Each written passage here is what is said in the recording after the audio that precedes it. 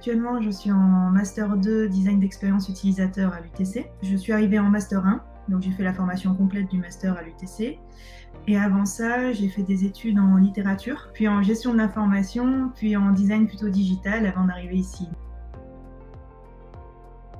En fait, pour être précise, j'avais déjà fait un Master 1 de design expérience utilisateur en école privée et j'ai décidé de ne pas poursuivre en deuxième année puisque je trouvais que cette formation était intéressante dans le sens où elle permettait d'être en alternance, donc en entreprise, mais que finalement pour faire de l'UX design on a besoin de beaucoup de bases de sciences humaines et sociales, donc pas mal aussi de théorie. Et finalement dans toutes les recherches que j'ai faites pour des écoles en France, il n'y en a pas tellement qui permettent de garder quand même un pied dans la pratique avec des projets concrets, mais qui amènent toute cette base notamment de sciences cognitives et d'une vraie réflexion sur le métier et de ce qu'on va en faire en fait. Et en plus, l'UTC, finalement, ça je ne le savais pas forcément au départ, mais aussi toute une philosophie de la technique qui est extrêmement utile aux concepteurs au final. Donc vraiment, c'est pour cet aspect double, et c'est vraiment cet apport des sciences cognitives et un peu recherche finalement qui m'a intéressée dans ce master-là.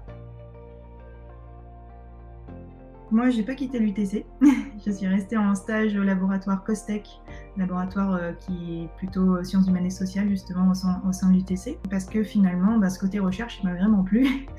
Et j'essaye de créer un projet de thèse. Donc, l'expérience utilisateur, ça se focalise sur l'être humain, principalement.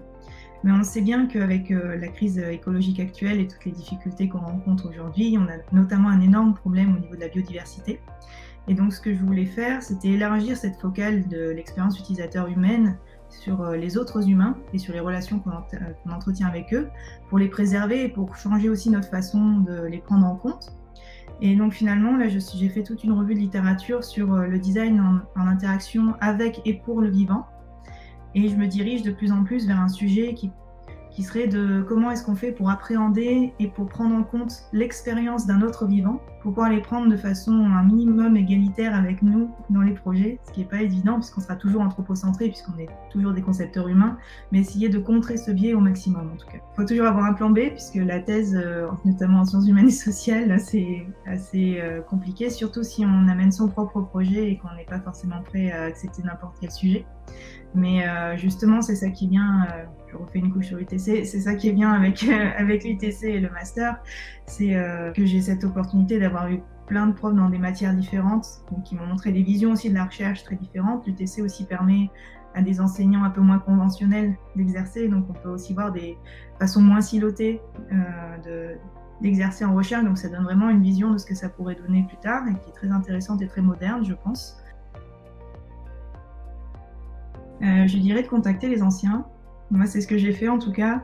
C'est une des autres choses que je ne vous ai pas dit qui m'a motivée à venir. C'est que, comme j'avais déjà fait un Master 1 du design, j'avais un peu une idée de ce que je cherchais quand même. J'étais assez proactive dans ma recherche.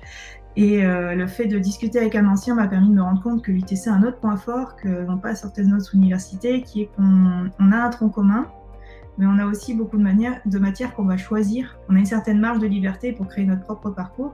Et cette marge de liberté, on s'en rend vraiment compte quand on discute avec les anciens, et du coup on peut discuter d'un peu toutes les matières puisqu'on ne comprend pas forcément facilement sur le papier ce à quoi ça correspond. Et vraiment, moi, c'est le fait de discuter avec un ancien qui m'a donné envie, parce que je me suis rendu compte de tous les possibles qui ne sont pas visibles sur le papier.